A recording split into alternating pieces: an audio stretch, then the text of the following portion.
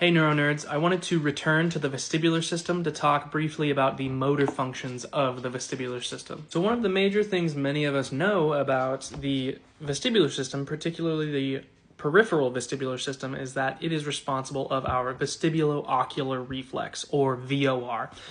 So VOR is defined as a rapid reflex that helps stabilize vision by counter-rotating the eyes in the opposite direction of head movement. So if I'm focused on my finger, and I turn my head to the right, my eyes move left in relation to my head so that I can keep my gaze stable on my target. This just ensures that the image on the retina remains relatively steady even when your head is moving, so that way you have a good idea of what the environment is doing around you. So in this top picture, a person with normal VOR, even when their head is involuntarily moved, if their gaze is fixated on a target, their eyes will move in the opposite direction to keep that gaze stable. In a person with impaired VOR, even when their head is voluntarily or involuntarily moved, the eyes will travel with the skull, and then there's a corrective saccade back to the target. So when we're talking about eye movement in a vestibular examination, the direction that we're talking about is based on the patient as a frame of reference, not the observer. So if we're talking about right beating nystagmus, it's to the patient's right, not my right. When we're talking about horizontal, we're talking about left and right directions horizontally.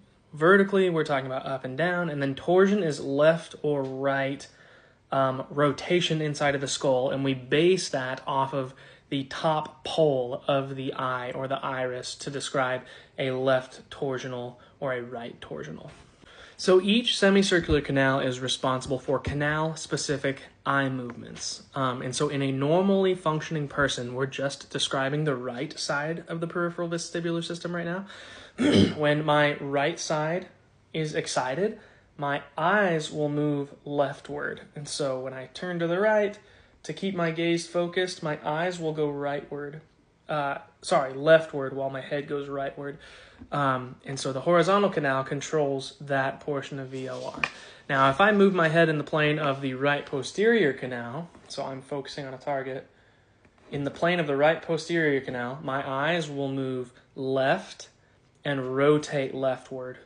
It'll move down and rotate leftward to keep my gaze stable. And then in the right anterior canal, they'll move up and rotate left to keep my gaze stable. And everything would be true to the opposite side if I was talking about the left vestibular system. And so we may not know this, but the vestibular system actually has a huge role in postural control as well as balance, and balance makes sense. So vestibular mechanisms control the neck, trunk, and hip muscles to stabilize the head. So think about if you're walking heel to toe, your trunk will control, or your vestibular system is picking all that up, and so your trunk will adjust to keep your head upright, right? And so if you think about hip strategies when we're talking about motor learning and trying to recover our balance, it's actually our vestibular system that activates our hip musculature if the perturbation is so large that it requires a hip strategy.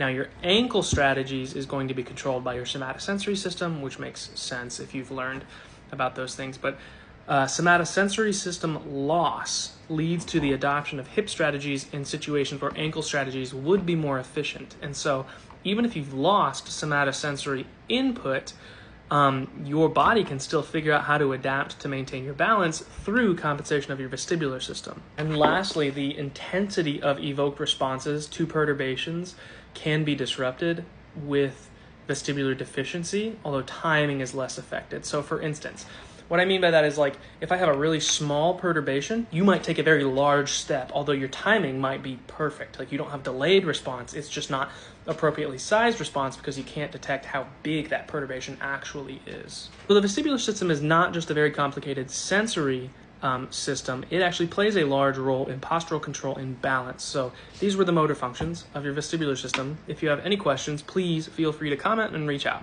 Thanks, guys.